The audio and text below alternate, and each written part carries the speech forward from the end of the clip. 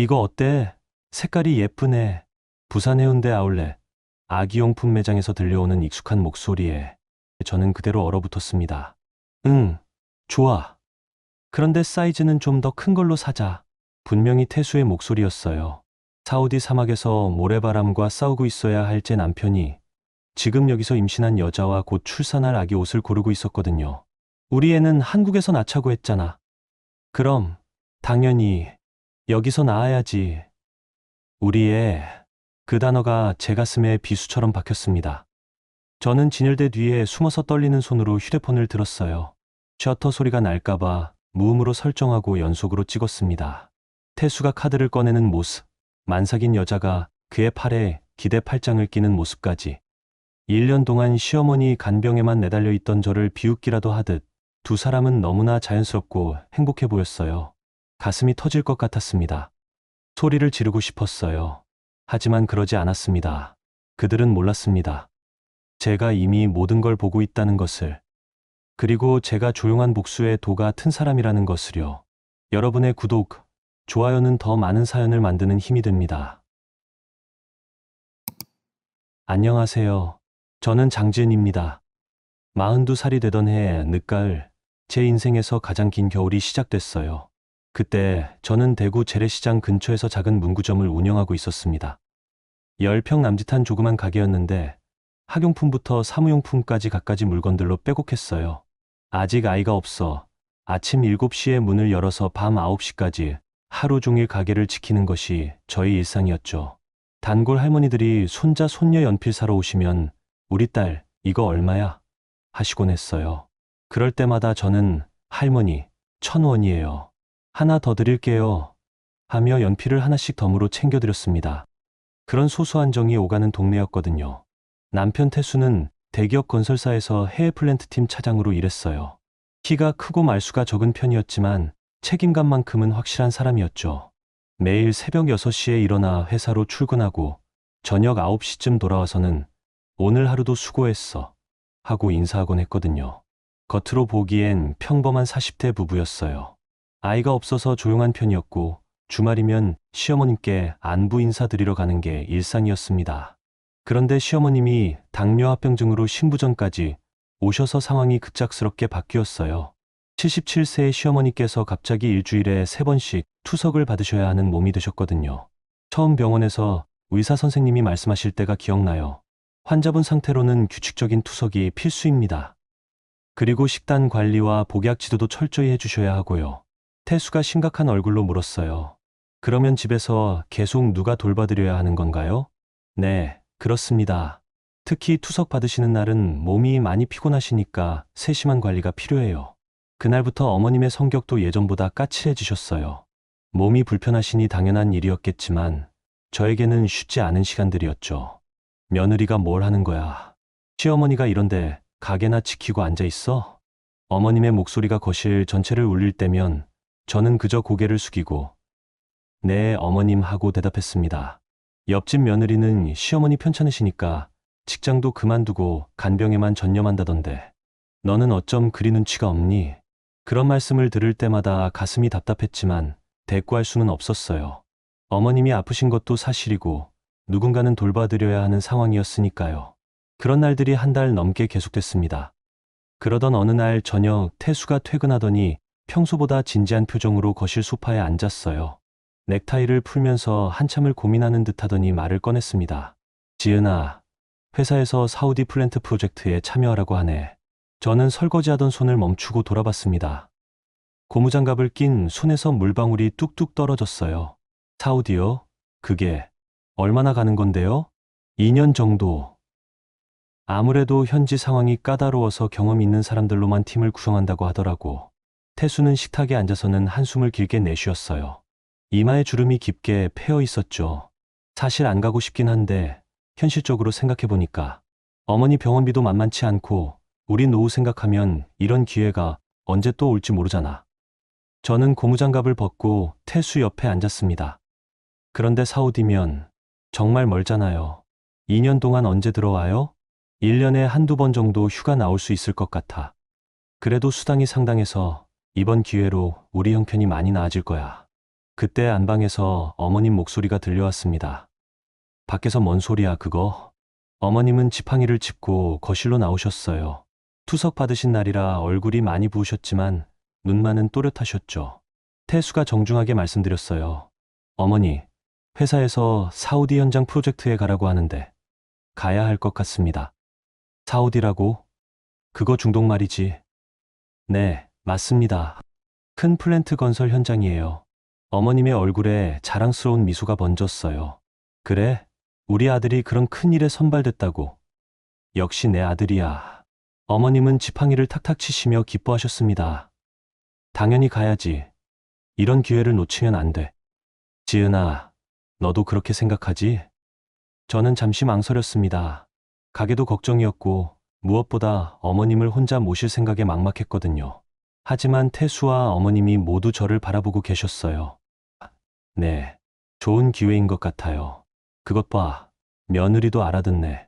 그래, 가족을 위해서 희생하는 거지. 이런 게 진짜 가장이야. 어머님은 태수를 바라보시며 뿌듯해 하셨어요. 그날 밤부터 집안이 분주해졌습니다. 태수는 출국 준비를 했고 저는 가게 정리를 시작했어요. 13년간 운영해온 작은 문구점을 접는다는 게 쉽지 않았지만 어쩔 수 없었죠. 단골 할머니들이 오셔서 아쉬워하셨어요. 우리 딸, 가게 왜 닫아? 우리 어디서 물건 사지? 죄송해요, 할머니. 시어머니가 편찮으셔서 간병을 해야 해요. 그래? 그럼 어쩔 수 없지. 효부네, 효부야. 할머니들은 아쉬움을 뒤로하고 격려해 주셨어요. 동네 사람들이 다 아는 사연이었거든요. 2년이라는 시간이 어떤 의미인지 그때는 몰랐습니다. 다만 가족을 위한 일이니까 견뎌야 한다고 생각했어요. 태수도 저만큼이나 힘들 거라고 여겼고요. 출국 전날 밤, 태수가 짐을 싸면서 말했어요.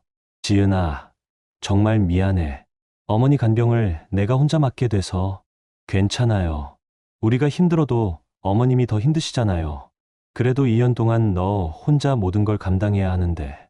태수는 제 손을 꼭 잡았습니다. 손이 거칠었지만 따뜻했어요. 꼭 잘 되면 좋겠다. 이번 기회로 어머니 병원비 걱정도 덜고 우리도 조금 여유 있게 살 수 있을 거야. 그렇게 되겠죠. 당신도 몸 조심하고요.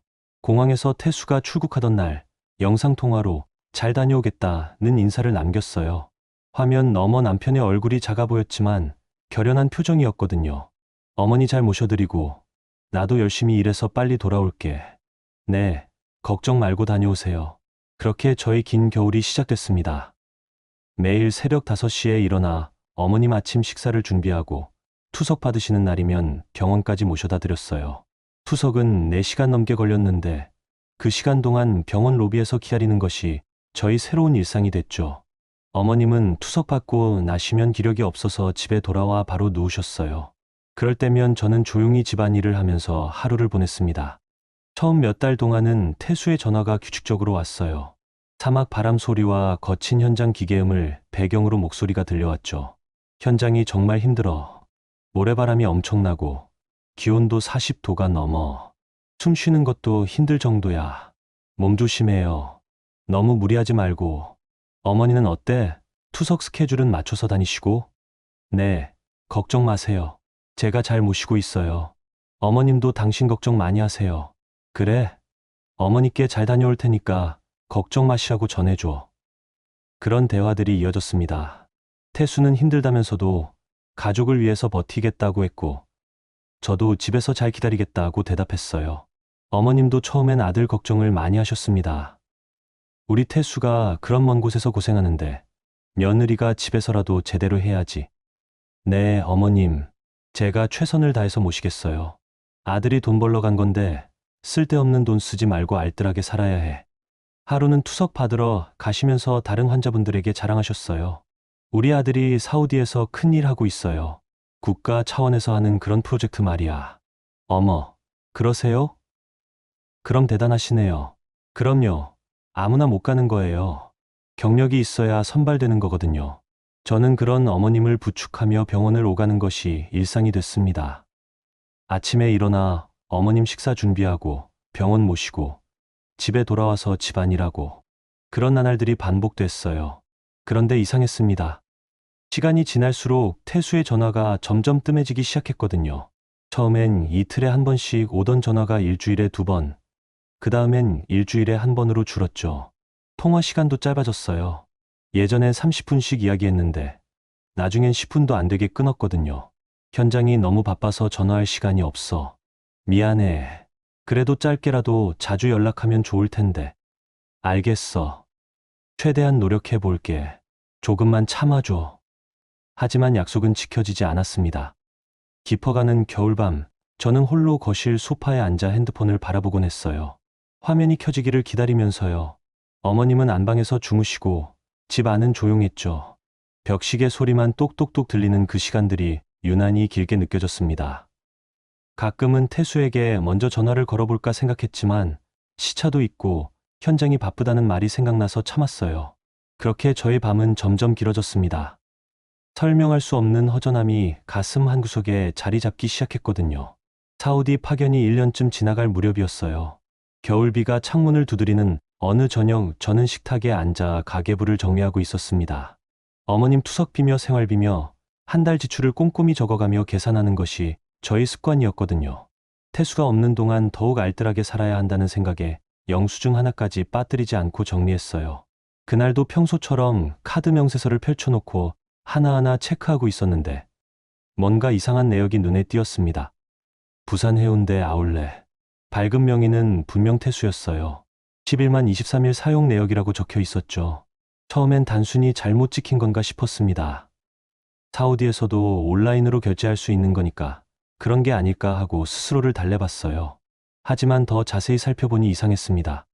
같은 날짜에 부산 호텔이라는 숙박업소 결제 내역도 있었거든요. 금액도 만만치 않았어요. 가슴이 두근거리기 시작했습니다.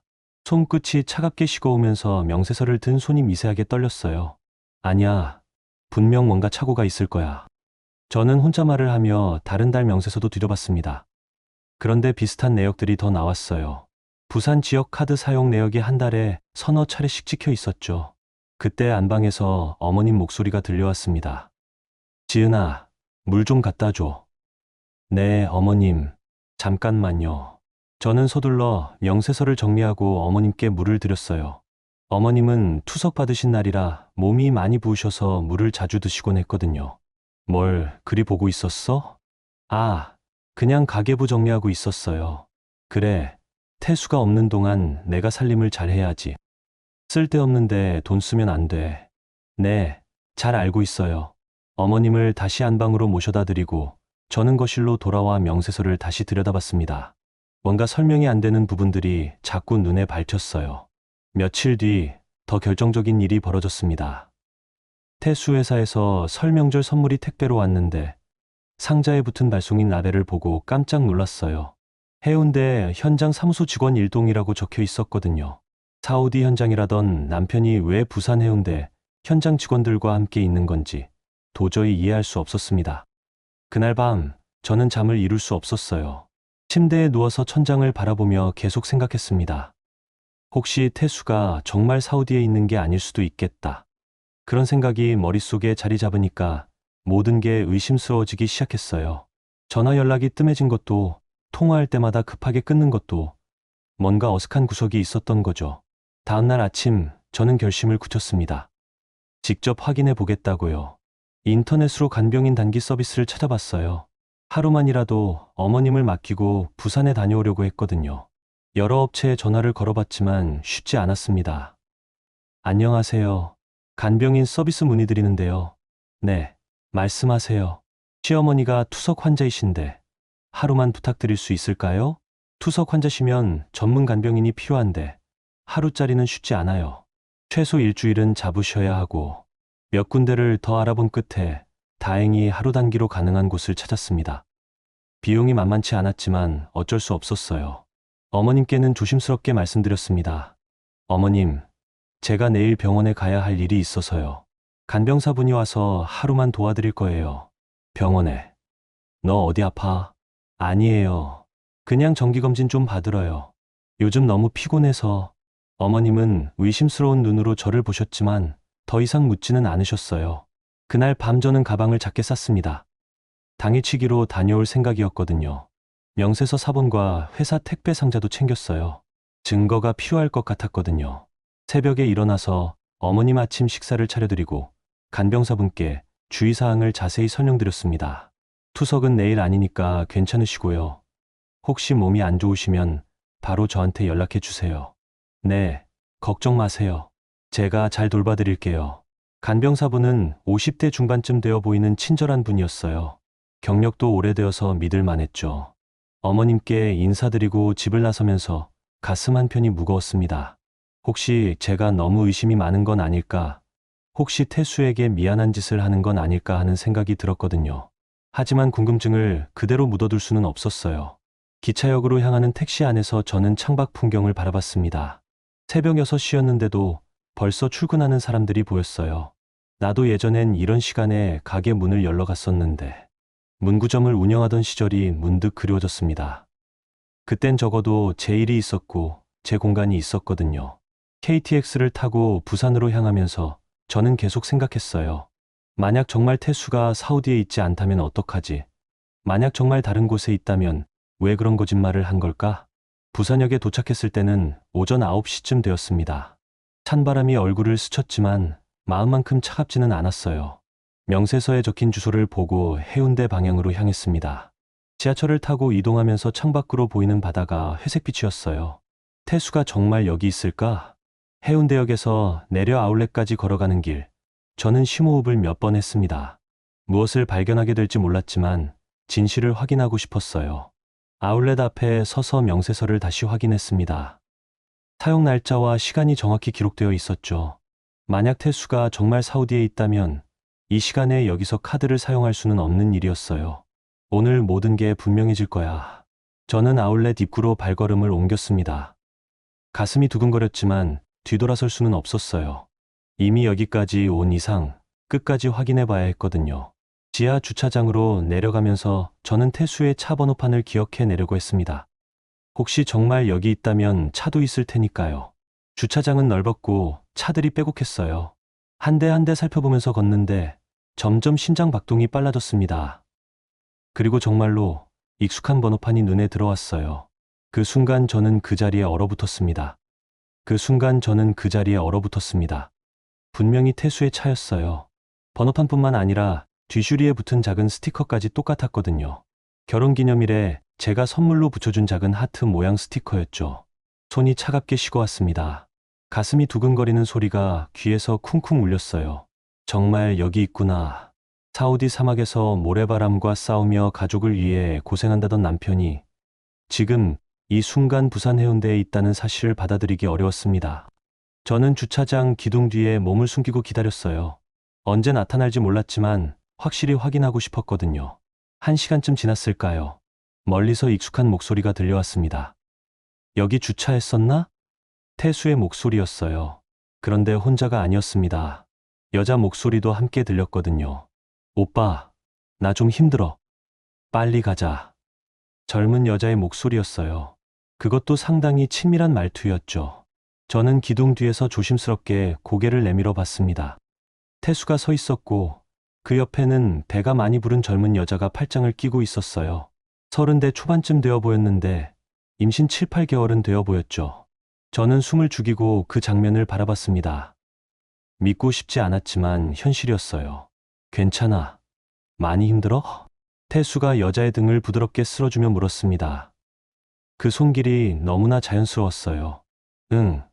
요즘 배가 무거워져서 오래 걸으면 힘들어. 그럼 차에서 기다릴 걸 그랬어. 왜 따라 나왔어? 혼자 있기 싫었어. 우리의 용품 고르는 건데 같이 봐야지. 우리의 그 단어가 제 가슴에 비수처럼 박혔습니다. 두 사람은 차에 탔고 저는 몸을 숨긴 채 그들이 어디로 가는지 지켜봤어요. 다행히 아울렛 안으로 향하는 것 같았습니다. 저는 조금 거리를 두고 따라갔습니다. 가슴이 터질 것 같았지만 더 확실한 증거가 필요했거든요. 아울렛은 주말 오후라 사람들로 붐볐어요. 쇼핑하는 가족들, 연인들 사이로 태수와 그 여자가 걸어가고 있었죠. 여자는 태수의 팔에 자연스럽게 매달려 있었고 태수는 그런 여자를 세심하게 챙겨주고 있었습니다. 마치 오랫동안 함께 해온 부부처럼요. 저는 멀찍이 따라가며 그 모습을 지켜봤어요. 가슴이 미어지는 것 같았지만 발걸음을 멈출 수 없었습니다. 두 사람은 아기용품 전문 매장으로 들어갔어요. 저는 매장 입구 근처에서 기다리며 그들의 모습을 관찰했습니다. 태수가 유모차를 살펴보고 있었고 여자는 아기 옷을 들여다보고 있었어요. 너무나 평범하고 자연스러운 예비 부모의 모습이었죠. 저는 매장 안으로 조심스럽게 들어갔습니다. 다른 고객들 사이에 섞여서 그들의 대화를 들을 수 있는 거리까지 다가갔어요. 이거 어때? 색깔이 예쁘네. 여자가 노란색 아기 옷을 들어 보이며 말했습니다. 응, 좋다. 그런데 사이즈는 좀 더 큰 걸로 사자. 금방 클 테니까. 오빠는 정말 꼼꼼해. 그래서 좋아. 여자가 태수의 팔뚝을 살짝 꼬집으며 장난스럽게 말했어요. 아직 태어나지도 않았는데 벌써 걱정이 많아져. 그럼 당연하지. 우리 애인데 또다시 우리 애라는 말이 들렸습니다. 저는 진열대 뒤에 몸을 숨기고 계속 들었어요. 그런데 오빠, 언제까지 이렇게 왔다 갔다 할 거야? 아기 낳으면 더 바빠질 텐데. 조금만 더 참아줘. 프로젝트가 끝나면 모든 게 정리될 거야. 서울집은 언제 정리해? 서울집? 제가 모르는 서울집이 있다는 말인가요? 곧 정리할 거야. 지금은 시기가 아니고 우리 애는 한국에서 낳자고 했잖아. 그럼 당연히 여기서 낳아야지. 저는 그 대화를 들으며 온몸에 소름이 돋았습니다. 서울에 집이 하나 더 있다는 것, 그리고 그곳에서 이 여자와 아이를 낳을 계획이라는 것. 더는 들을 수 없었습니다. 저는 내장에서 나와 화장실로 향했어요. 거울 앞에 선 제 모습은 창백했습니다. 손이 떨려서 물을 마시기도 힘들었어요. 몇 분간 진정하려고 노력했습니다. 그리고 다시 매장으로 돌아갔어요. 이번에는 증거가 필요했습니다. 저는 휴대폰을 꺼내 들고 조심스럽게 그들에게 다가갔어요. 다른 상품을 보는 척하면서 카메라 기능을 켰습니다. 태수와 그 여자가 계산대에서 아기 옷 몇 벌을 계산하고 있었어요. 태수가 카드를 꺼내는 모습, 여자가 그의 팔뚝에 기대는 모습을 연속으로 찍었습니다. 셔터 소리가 날까 봐 무음으로 설정하고 몇 장을 더 찍었어요. 두 사람이 함께 걸어 나가는 뒷모습까지요. 그들이 매장을 나간 뒤 저는 그 자리에 한참을 서 있었습니다. 지난 1년 동안 제가 믿어왔던 모든 것이 거짓이었다는 사실을 받아들이기 어려웠거든요. 사우디 사막에서 찍었다던 영상통화, 모래바람 소리와 기계음을 배경으로 한 전화 통화들, 그 모든 것이 연출된 거짓말이었던 거죠. 저는 내장 밖으로 나와 벤치에 앉았습니다. 다리에 힘이 빠져서 더는 서 있을 수 없었어요. 휴대폰으로 방금 찍은 사진들을 다시 봤습니다. 선명하게 찍힌 태수의 얼굴, 그리고 만삭인 여자의 모습, 모든 것이 현실이었어요. 그때 태수의 목소리가 다시 들려왔습니다. 다혜야, 저기서 잠깐 쉬자. 다혜라는 이름도 이제 알았어요. 응, 좋아. 나도 좀 안고 싶었어. 저는 고개를 숙이고 그들이 지나가는 모습을 지켜봤습니다. 태수는 다혜의 등을 부드럽게 받쳐주며 조심스럽게 걷고 있었어요. 그런 모습을 저는 한 번도 받아본 적이 없었습니다. 결혼한 지 13년 동안 단 한 번도요. 갑자기 화가 치밀어 올랐습니다. 소리를 지르고 싶었어요. 달려가서 태수의 뺨을 때리고 싶었습니다. 하지만 그러지 않았어요. 차갑게 식어가는 마음으로 그들을 바라봤습니다. 분노보다는 실망이, 슬픔보다는 배신감이 더 컸어요. 저는 그 자리에서 조용히 일어났습니다. 이제 무엇을 해야 할지 분명해졌어요. 울음도 한탄도 아니었습니다. 냉정하게 준비해야 했어요. 집으로 돌아가는 KTX 안에서 저는 오늘 찍은 사진들을 정리했습니다. 카드 명세서 사본도 다시 확인했고요. 이제 시작이었습니다. 태수가 지금까지 저와 어머님을 속여온 만큼 저도 태수를 속여가며 준비할 생각이었어요. 더는 순진한 며느리로 살지 않을 거라고 그날 마음속으로 다짐했습니다. 기차 창밖으로 지나가는 풍경을 바라보며 저는 다음 계획을 세웠어요. 태수는 아직 제가 여기까지 왔다는 것을 모르죠. 그리고 앞으로도 모르게 할 생각이었습니다. 적어도 제가 모든 준비를 마칠 때까지는요. 부산에서 돌아온 저는 며칠간 평소와 똑같이 지냈습니다. 어머님 아침 식사를 차려드리고 투석 받으러 모셔가고 집에 돌아와서는 청소며 빨래를 했어요. 겉으로는 아무 일 없었던 것처럼요. 하지만 마음속은 달랐습니다. 부산에서 찍은 사진들을 밤마다 들여다보며 다음 계획을 세웠어요. 어머님은 제가 뭔가 달라진 걸 눈치채셨는지 자주 물어보셨습니다. 지은아, 너 요즘 왜 그래? 얼굴색이 영 안 좋아. 아니에요, 어머님. 그냥 좀 피곤해서요. 태수한테 전화라도 해봐. 요즘 연락이 너무 뜸하잖아. 그런 말씀을 들을 때마다 가슴이 쓰려왔지만 표정 관리는 철저히 했어요. 일주일쯤 지났을 때 저는 마침내 결심을 굳혔습니다. 새벽 4시에 일어나서 조용히 짐을 쌌어요. 캐리어 하나에 옷과 중요한 서류들만 챙겼습니다. 부산에서 찍은 사진들, 카드 명세서 사본, 그리고 결혼할 때 받은 중요한 문서들이었죠. 어머님을 위해서는 미리 준비해 두었어요. 신우이에게 연락해서 어머님 상황을 설명하고 당분간 도움이 필요하다고 말씀드렸습니다. 그리고 요양보호사 서비스도 신청해 놓았고요. 어머님께는 쪽지 하나만 남겼어요. 어머님, 급한 일이 생겨서 며칠 집을 비우게 되었습니다. 신우이님께서 도와주실 거고 요양보호사분도 오실 거예요. 죄송합니다. 그게 전부였습니다. 더 이상 설명할 수도 설명하고 싶지도 않았어요. 새벽 5시 저는 조용히 집 문을 열고 나왔습니다. 찬 공기가 얼굴을 스쳤지만 마음만큼 차갑지는 않았어요. 오히려 오랫동안 짓눌려 있던 것에서 벗어나는 기분이었거든요. 미리 알아본 원룸으로 향했습니다. 대구 변두리에 있는 조그만 방이었는데 혼자 지내기엔 충분했어요. 짐을 정리하고 나니 오전 9시쯤 되었습니다. 이제 본격적으로 준비할 시간이었어요. 인터넷으로 개인 조사사를 찾아봤습니다. 여러 업체 중에서 박동진 조사사무소라는 곳이 눈에 띄었어요. 리뷰를 보니 꼼꼼하고 신뢰할 만하다는 평가가 많았죠. 전화를 걸어 상담 예약을 잡았습니다. 안녕하세요. 개인 조사 의뢰하고 싶은데요. 네. 어떤 건인지 간단히 말씀해 주시겠어요? 남편 외도 조사입니다. 알겠습니다. 내일 오후 2시에 오실 수 있으세요?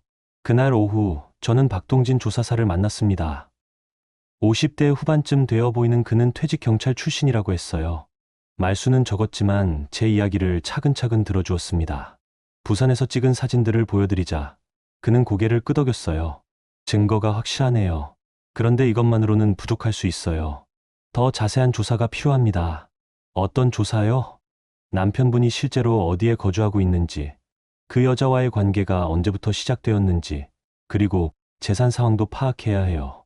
박동진 조사사는 차분한 목소리로 설명했습니다. 특히 서울에 집이 있다고 하셨죠? 그 부분도 중요한 증거가 될 수 있어요. 비용은 얼마나 들까요? 기본 조사비가 100만 원 정도, 추가 조사가 필요하면 더 들 수도 있어요. 그런데 부인께서 직접 찍으신 이 사진들 때문에 조사 기간은 많이 단축될 것 같네요. 저는 그 자리에서 계약서에 사인했습니다. 그리고 이틀 뒤 가사 전문 변호사를 찾아갔어요. 오지연 변호사는 40대 중반의 차분한 분이었습니다. 이혼 사건을 많이 다뤄서 시니어층의 정서를 잘 이해한다고 했어요. 상황을 자세히 말씀해 주세요. 저는 처음부터 차근차근 설명했습니다. 태수의 사우디 파견부터 시작해서 부산에서 목격한 일까지 모든 것을요. 오지연 변호사는 제 이야기를 들으며 꼼꼼히 메모했어요. 남편분이 허위 파견을 핑계로 이중생활을 해왔다는 거네요. 그리고 혼외자까지 임신시켰고요. 네, 맞습니다. 그럼 이혼 사유는 충분해요. 재산분할과 위자료도 상당히 받을 수 있을 것 같고요. 그런데 한 가지 중요한 게 있어요. 변호사는 안경을 벗고 렌즈를 닦으며 말했습니다. 지금부터는 감정이 아니라 절차로 가셔야 합니다. 화가 나고 억울해도 그 감정을 법정에서 인정받으려면 증거와 절차가 뒷받침되어야 해요. 그 말이 제 마음에 깊이 와 닿았습니다. 네, 알겠습니다. 남편분과는 당분간 연락하지 마세요. 상대방이 눈치채면 증거를 인멸하거나 재산을 숨길 수 있거든요. 변호사의 조언은 명확했어요. 개인조사사 분과 협력해서 모든 증거를 수집한 다음 그때 한 번의 법적 절차를 진행하겠습니다. 사무실을 나오면서 저는 이상하게 마음이 차분해졌어요. 오랫동안 혼자 끙끙 앓던 문제에 대해 전문가들의 도움을 받게 된 것이 든든했거든요. 원룸으로 돌아와서 저는 책상에 앉아 지금까지의 일들을 정리해봤습니다. 태수가 사우디에 있다고 믿었던 지난 1년간 저는 정말 바보같이 살았구나 하는 생각이 들었어요. 시어머님 간병에만 내달려서 남편이 뭘 하고 있는지 제대로 살피지 못했던 거죠. 하지만 이제는 달랐습니다. 박동진 조사사가 일주일 뒤 중간 보고를 해왔어요. 남편분이 실제로는 사우디에 거의 가지 않았어요. 부산 해운대 재개발 현장의 대부분 상주에 있었고 그 여자와는 7개월 전부터 동거하고 있는 것 같아요. 그럼 지금까지 저한테 한 전화들은 부산에서 걸었을 가능성이 높아요. 배경음은 얼마든지 조작할 수 있거든요. 저는 그제서야 모든 퍼즐이 맞춰지는 느낌이었어요. 그리고 서울에 있는 집도 확인했어요. 강남에 있는 오피스텔인데 그 여자 명의로 되어 있지만 실제로는 남편분이 계약했어요. 증거는 점점 늘어갔습니다. 그날 밤 저는 처음으로 태수에게 전화가 오지 않기를 바랐어요. 예전 같으면 하루라도 연락이 없으면 걱정했을 텐데 이제는 오히려 연락이 안 오는 게 다행이었죠. 제가 집을 떠났다는 걸 아직 모르는 것 같았거든요. 며칠 뒤 신우이에게서 전화가 왔습니다. 언니, 어머니가 언니 찾으세요. 어디 계세요? 급한 일이 있어서 잠깐 나와 있어요. 어머님은 괜찮으세요? 요양보호사분이 잘 돌봐주시긴 하는데 언니가 왜 갑자기 그렇게 나가셨는지. 신우이의 목소리에서 의심스러운 기색이 느껴졌지만 저는 대충 얼버무렸어요. 조금만 더 기다려주세요. 곧 돌아갈게요. 거짓말이었습니다. 저는 다시는 그 집으로 돌아갈 생각이 없었거든요. 이제 마지막 단계만 남았어요. 오지연 변호사와 최종 상담을 하고 모든 법적 절차를 시작하는 일이었습니다. 그날 밤 저는 마음속으로 다짐했어요. 더 이상 태수에게 어떤 전화도 하지 않겠다고. 침묵으로, 그리고 서류로만 싸우겠다고. 음물 대신 증거를, 한탄 대신 절차를 선택한 제 자신이 조금은 자랑스러웠습니다. 법적 준비를 마친 지 한 달쯤 지났을 때 갑작스럽게 병원에서 전화가 왔습니다. 새벽 4시였어요. 깊은 잠에서 깨어나 전화를 받는데 간호사의 급한 목소리가 들렸습니다. 환자 보호자이신가요? 윤종욱 환자분 상태가 갑자기 나빠지셔서요. 가슴이 철렁 내려앉았습니다. 지금 바로 오실 수 있으세요? 저는 낭설였어요. 지금 병원에 가면 신우이도 있을 테고 어머님께 왜 집을 나왔는지 설명해야 할 상황이었거든요. 하지만 마지막일 수도 있다는 생각에 옷을 챙겨 입고 병원으로 향했습니다. 중환자실 앞에는 신우이가 먼저 와 있었어요. 빨갛게 부은 눈으로 저를 보더니 말했습니다. 언니, 어머니가 언니만 찾으세요. 어디 계셨어요? 미안해요. 급한 일이 있어서 더 이상 변명하기 어려웠습니다. 의사 선생님이 나와서 상황을 설명해 주셨어요. 신부전이 급격히 악화됐어요. 투석으로도 더 이상 독소를 제거하기 어려운 상태고 심장에도 무리가 와서 선생님의 말씀을 끝까지 듣기 어려웠습니다. 중환자실로 들어갔을 때 어머님은 산소호흡기를 끼고 계셨어요. 얼굴이 많이 아이셔서 처음엔 알아보기 어려울 정도였습니다. 하지만 제 발소리를 들으셨는지 천천히 눈을 뜨셨어요. 지은아, 왔구나. 목소리가 가늘고 약했습니다. 네, 어머님, 왔어요. 저는 어머님의 손을 잡았습니다. 손이 차갑고 메말라 있었어요. 너, 집 나간 거지? 어머님의 눈에서 눈물이 흘렀습니다. 왜 그랬어? 나 때문에? 저는 대답하기 어려웠어요. 신우이도 옆에 있었고 무엇보다 어머님이 이런 상태인데 진실을 말하기엔 너무 잔혹했거든요. 그냥 정리할 일이 있어서요. 정리할 일이? 어머님은 숨을 고르시며 힘겹게 말씀하셨어요. 태수 그놈, 하는 짓이 영 수상하더라. 갑작스러운 말씀에 저는 깜짝 놀랐습니다. 어머님, 사우디에 있다면서 왜 부산에서 택배가 와? 그것도 한두 번이 아니고. 어머님이 알고 계셨다는 말인가요? 그래도 압이라고. 내가 모른 척했다. 며느리한테 말하면 너만 상처받을 것 같아서. 어머님의 목소리는 점점 작아졌어요. 미안해, 지은아. 내가 너를 너무 몰아붙였나? 그 순간 저는 눈물이 터져 나왔습니다. 어머님이 모든 걸 알고 계셨다는 것도 놀라웠지만 저를 걱정해서 모른 척 해주셨다는 게 더 가슴 아팠거든요. 괜찮아요, 어머님. 다 괜찮아요. 내 아들이 바보짓을 했구나. 너 같은 며느리를. 왜? 어머님은 말을 잇지 못하시고 눈을 감으셨어요. 그날 밤 어머님은 조용히 숨을 거두셨습니다. 77년의 생을 마감하시는 순간이었어요. 저와 신우이가 지켜보는 가운데 평안하게 가셨죠. 장례 준비를 하면서 저는 복잡한 심정이었습니다. 그동안 서운했던 마음도 있었지만 마지막에 해주신 말씀이 계속 마음에 남았거든요. 장례식장은 소박하게 꾸몄어요. 어머님 성격에 맞게 화려하지 않게 했죠. 조문객들이 오가는 가운데 태수가 나타났습니다. 검은 정장을 입고 온 그의 모습을 보니 오랜만이었어요. 몇 달 만에 보는 남편이었죠.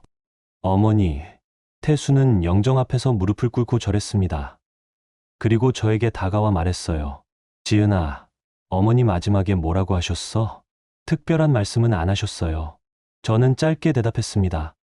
어머님의 마지막 말씀을 태수에게 전해줄 필요는 없다고 생각했거든요. 그런데 너 왜 집에 안 있었어? 신우이가 그러는데 한 달째 집에 없었다며? 태수의 목소리에 의심이 섞여 있었어요. 급한 일이 있어서요. 급한 일이 뭔데? 나중에 말씀드릴게요. 저는 더 이상 대화하고 싶지 않았습니다. 장례식장이라는 공간이 아니었다면 그 자리에서 모든 걸 털어놓고 싶었지만 어머님 앞에서는 그럴 수 없었어요. 조문객들 앞에서 태수가 목소리를 높였습니다. 어머니가 돌아가실 때 며느리가 곁에 없었다는 게 말이 되냐? 책임감이 없어도 너무 없는 거 아니야? 친척들이 웅성거리기 시작했어요. 몇몇은 저를 동정하는 눈으로 바라봤고 몇몇은 태수 편을 드는 것 같았죠. 신우이가 중간에서 말렸습니다. 오빠, 지금은 그럴 때가 아니에요. 어머니 앞에서.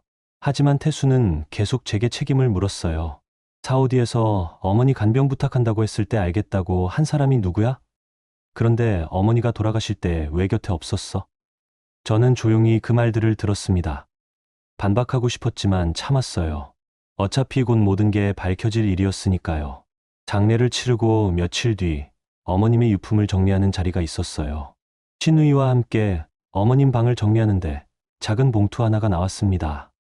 제 이름이 적혀 있었어요. 언니, 이거 어머니가 언니한테 주시려고 준비해 놓으신 것 같아요. 봉투를 열어보니 통장 2건과 보험 증서, 그리고 작은 메모지가 들어 있었어요. 통장에는 생각보다 많은 돈이 들어 있었습니다. 어머님이 평생 모아두신 돈이었죠. 보험 증서는 제가 수혜자로 되어 있었어요. 언제 바꿔놓으셨는지 모르겠지만 분명히 의도적으로 하신 일이었어요. 메모지에는 어머님의 떨리는 글씨로 이렇게 적혀 있었습니다.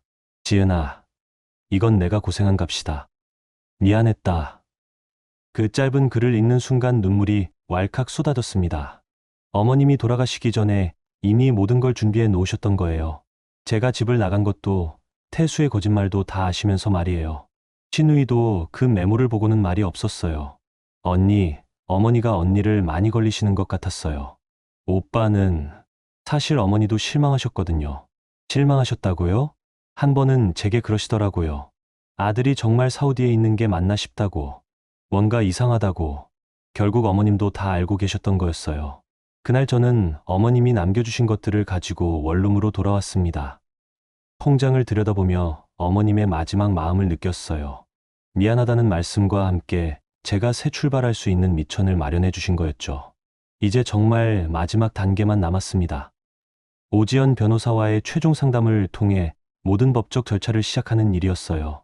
어머님이 남겨주신 마지막 메모를 보면서 저는 다짐했습니다. 더 이상 미루지 않겠다고, 이제는 정말 끝을 보겠다고. 어머님에 대한 원망은 이제 완전히 내려놓았어요. 대신 태수에 대한 분노는 더욱 또렷해졌죠. 그분이 마지막에 남겨주신 것들로 새로운 시작을 하겠다고 마음먹었습니다. 어머님 49제를 지낸 뒤 저는 본격적으로 법적 절차를 시작했습니다. 오지연 변호사와 함께 가정법원에 이혼 소송과 재산분할 청구, 위자료 청구를 동시에 제기했어요. 박동진 조사사가 수집한 모든 증거들도 함께 제출했죠. 태수는 소송장을 받고 나서야 제가 모든 걸 알고 있다는 사실을 깨달았을 거예요. 첫 번째 법정 출석일이 잡혔을 때 저는 검은색 경장을 입고 법원에 갔습니다. 어머님이 남겨주신 돈으로 새로 산 옷이었어요. 법원 복도에서 태수와 마주쳤을 때 그는 당황한 기색이 역력했습니다. 지은아, 이게 대체 뭔 짓이야? 갑자기 이혼 소송이 뭐야? 법정에서 말씀하세요. 저는 차분하게 대답하고 그를 지나쳤어요. 재판정에 들어서니 생각보다 많은 사람들이 있었습니다. 재판부와 양측 변호사, 그리고 방청석에는 몇 명의 사람들이 앉아 있었어요. 태수 측 변호사가 먼저 주장했습니다. 원고인 장지은 씨가 일방적으로 가출하여 시어머니를 방치했고 이로 인해 시어머니가 홀로 계시다가 돌아가신 것은 며느리로서의 의무를 포기한 것입니다. 태수의 변호사는 제가 먼저 집을 나간 것을 문제 삼았어요. 피고인 윤태수 씨는 해외 파견 근무로 불가피하게 집을 비운 것이지 가족을 버린 것이 아닙니다. 그 말을 들으며 저는 씁쓸했어요. 아직도 사우디 파견이라는 거짓말을 유지하려는 거였죠. 이제 오지연 변호사가 반박할 차례였습니다. 피고는 허위로 해외 파견을 핑계 삼아 실제로는 국내에 거주하면서 혼외 관계를 유지해 왔습니다. 변호사는 박동진 조사사가 수집한 자료들을 차례로 제시했어요. 부산 현장 근무 기록, 해운대 숙박업소 영수증, 카드 사용 내역, 그리고 제가 직접 찍은 사진들까지. 태수의 얼굴이 점점 창백해졌습니다. 특히 이 사진을 보시면 피고가 임신한 여성과 함께 아기용품을 구입하는 모습이 명확히 나와 있습니다. 재판부에서 사진들을 자세히 살펴봤어요. 태수와 다혜가 함께 있는 모습, 계산대에서 카드를 사용하는 모습이 선명했거든요. 또한 피고는 서울 강남의 오피스텔을 혼외 관계 상대방 명의로 계약하여 이중생활의 거점으로 사용했습니다. 증거가 하나씩 제시될 때마다 태수는 고개를 숙였어요. 재판장이 태수에게 물었습니다. 피고 측에서는 이에 대해 어떻게 해명하시겠습니까? 태수의 변호사가 어색하게 대답했습니다. 현재로서는 추가 자료 검토가 필요한 상황입니다. 사실상 항복 선언이었어요. 두 번째 재판에서는 재산분할 문제가 다뤄졌습니다. 오지연 변호사가 준비한 자료는 더욱 치밀했어요. 혼인 기간 13년 동안 원고는 시어머니 간병과 가사 전담을 통해 가정에 헌신했으나 피고는 허위 해외 파견을 핑계로 가족 의무를 방기했습니다. 또한 피고는 회사에서 받은 수당과 급여의 상당 부분을 혼외 관계 유지에 사용했으며 이는 부부 공동재산의 부당한 처분에 해당합니다. 재판부는 제출된 모든 증거를 종합적으로 검토한 후 판결을 내렸습니다. 피고 윤태수의 외도 사실과 허위 파견, 생활비 전용 사실을 인정하며 부부 공동재산의 70%를 원고에게 분할하고 위자료 5천만 원을 지급하라고 판결합니다. 판결문을 듣는 순간 가슴이 뭉클했어요. 지난 1년간의 고통이 법적으로 인정받은 기분이었거든요. 태수는 판결 후에도 끝까지 저를 원망했습니다. 지은아, 내가 이렇게까지 할 줄은 몰랐어. 우리가 13년을 함께 산 사이인데 13년이라고 하셨어요? 그 중에 진심이었던 건 몇 년이나 되나요? 저는 처음으로 태수에게 따져 물었어요. 사우디에 있다고 거짓말한 것도 다른 여자 아이를 갖게 한 것도 모두 저한테는 배신이에요. 그건 상황이 복잡했어서 이제 더 이상 변명은 필요 없어요. 몇 주 뒤 저는 노인복지관에서 봉사활동을 시작했습니다. 어머님이 남겨주신 돈 중 일부로 윤정옥 장기투석 환자 돕기 기금을 만들고 직접 운영에 참여하기로 했거든요. 복지관에서 일하는 것은 제게 새로운 의미를 줬어요. 홀로 병원을 다니시는 어르신들을 도우면서 제 지난 시간들도 조금씩 정리가 됐죠.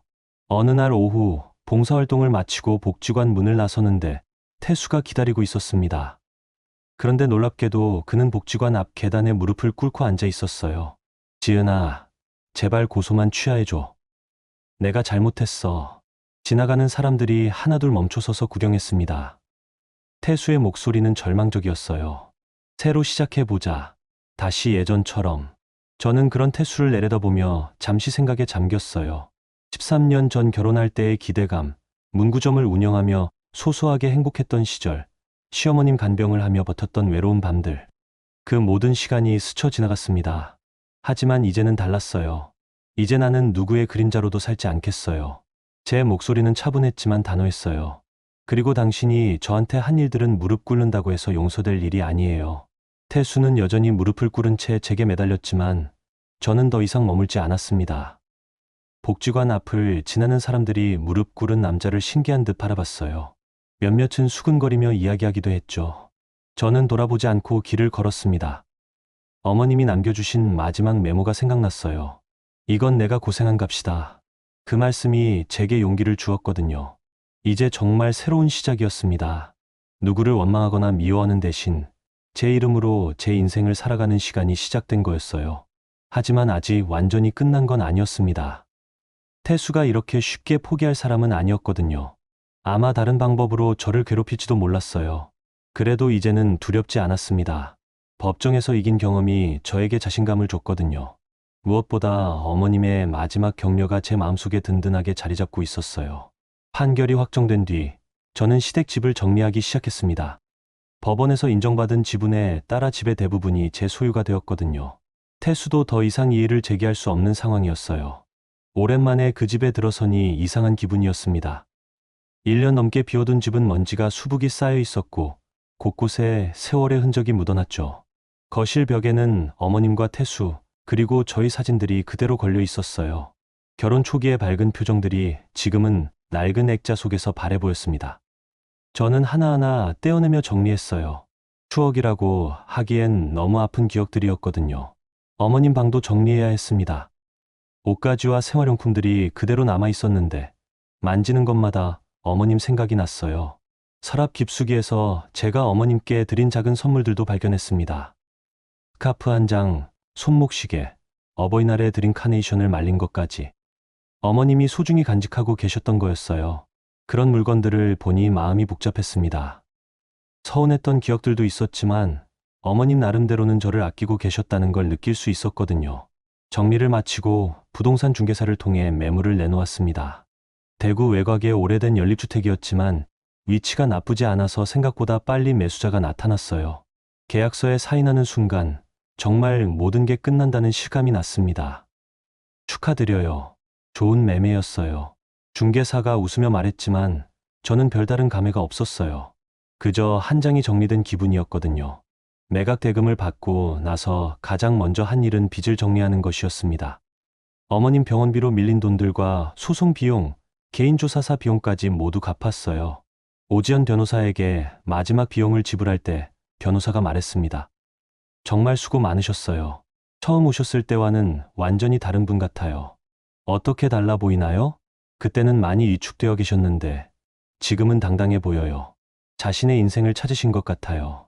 그 말을 듣고 보니 정말 그런 것 같았어요. 예전에 저라면 이런 과감한 결정을 하지 못했을 테니까요.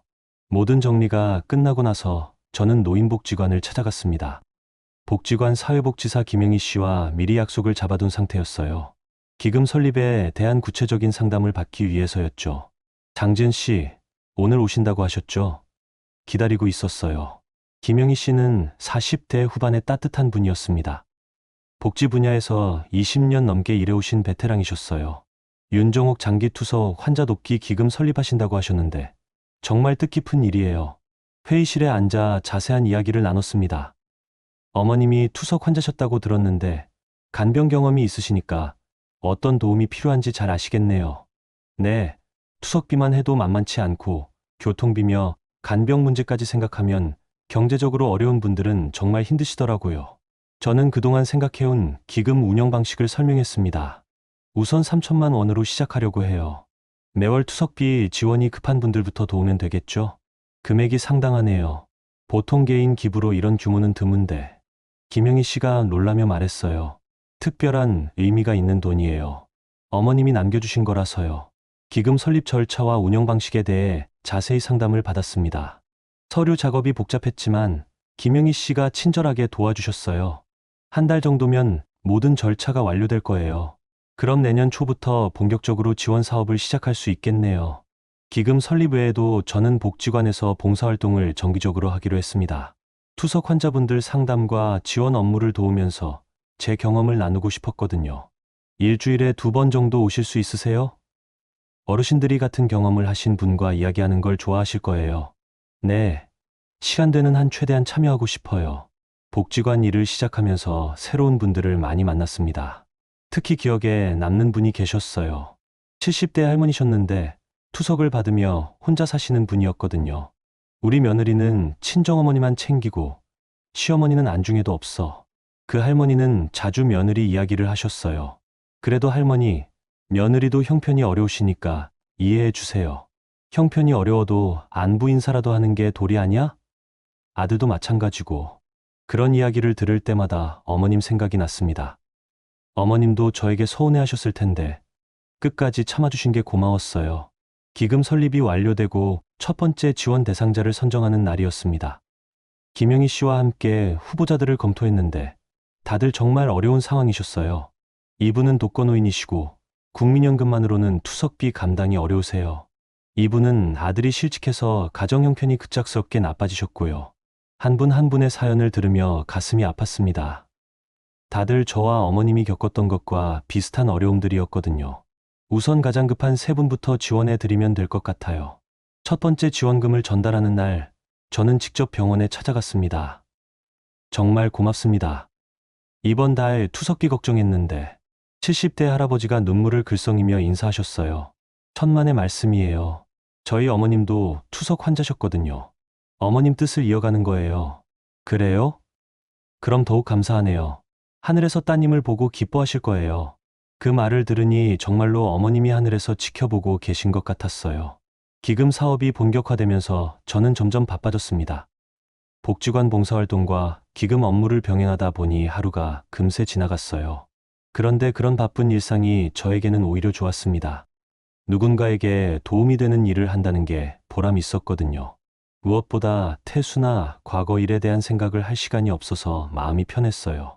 어느 날 복지관에서 일을 마치고 나오는데 김용희 씨가 말했습니다. 지은 씨, 요즘 표정이 많이 밝아지셨어요. 처음 오셨을 때와는 완전히 다르세요. 그런가요? 네. 뭔가 자신감도 생기신 것 같고 좋은 변화예요. 그 말을 들으니 정말 그런 것 같았어요. 예전엔 항상 눈치를 보고 조심스럽게 살았는데 이제는 당당하게 제 생각을 말할 수 있게 됐거든요. 기금 설립 석 달 뒤 복지관에서 작은 감사패를 주셨습니다. 지역사회 복지 향상에 기여한 윤정옥 기금 설립자 장지은님께라고 적혀 있었어요. 그 감사패를 받는 순간 어머님이 정말 자랑스러워하실 것 같았습니다. 어머님의 이름으로 만든 기금이 이렇게 인정받는다니 감격스러웠거든요. 복지관 사람들과 함께 소소한 축하 자리를 가졌는데 그때 새로운 분을 소개받았어요. 지은 씨, 서현우 선생님 소개해 드릴게요. 내과 전문의신데 저희 무료 건강검진 프로그램에 참여해 주세요. 서현우 선생님은 40대 중반쯤 되어 보였습니다. 키가 크고 차분한 인상의 분이었어요. 안녕하세요. 장지은입니다. 안녕하세요. 서현우입니다. 기금 설립하신다고 들었어요. 정말 뜻깊은 일이네요. 감사해요. 선생님도 봉사활동 많이 하신다고 들었어요. 노인분들 건강검진 도우는 정도예요.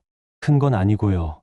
그렇게 서현우 선생님과 인사를 나누며 자연스럽게 이야기를 나눴습니다. 말수는 많지 않았지만 따뜻한 사람이라는 느낌이 들었어요. 앞으로 복지관에서 자주 마주칠 것 같았습니다. 시간이 흘러 몇 년 뒤 봄이었습니다. 저는 노인복지관의 정규 직원이 되어 장기 투석 환자 상담과 지원 업무를 맡고 있었어요. 윤정옥 기금도 그동안 많은 분들을 도왔고 지역에서 작지만 의미 있는 역할을 하고 있었죠. 매일 아침 복지관에 출근하는 길이 즐거웠습니다.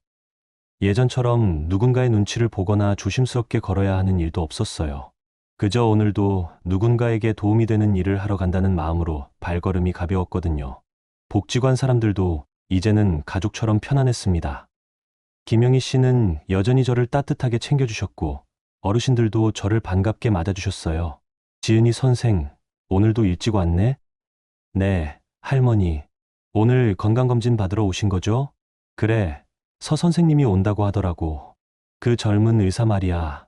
할머니가 웃으며 말씀하시는 서 선생님은 서현우 선생님이었어요.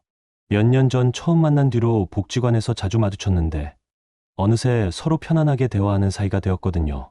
서현우 선생님은 한 달에 2번씩 복지관을 방문해서 무료 건강검진을 해주셨어요. 바쁜 병원 업무에도 불구하고 빠지지 않고 오셔서 어르신들을 정성껏 돌봐주셨죠. 그날도 오전부터 검진이 시작됐습니다. 저는 접수와 상담을 담당했고 서현우 선생님이 진료를 보셨어요. 혈압이 조금 높으시네요. 짠 음식은 피하시고 가벼운 산책을 꾸준히 하세요. 네, 선생님. 그런데 무릎이 아픈데 걸어도 괜찮을까요? 천천히 걸으시면 돼요. 무리하지 마시고요. 선생님은 어르신 한 분 한 분을 정성껏게 진료해 주셨습니다.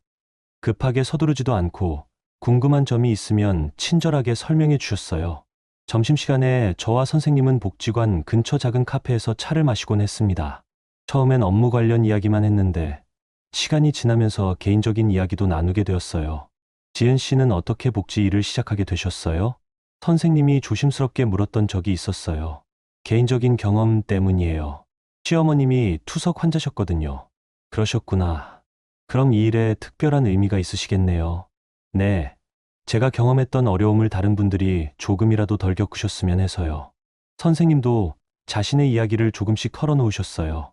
몇 년 전에 이혼을 경험하셨고 혼자 사시면서 봉사활동의 의미를 찾고 계신다고 했어요. 사람들에게 도움이 되는 일을 할 때 마음이 편해져요. 혼자 있을 때보다 훨씬 낫죠. 저도 그래요.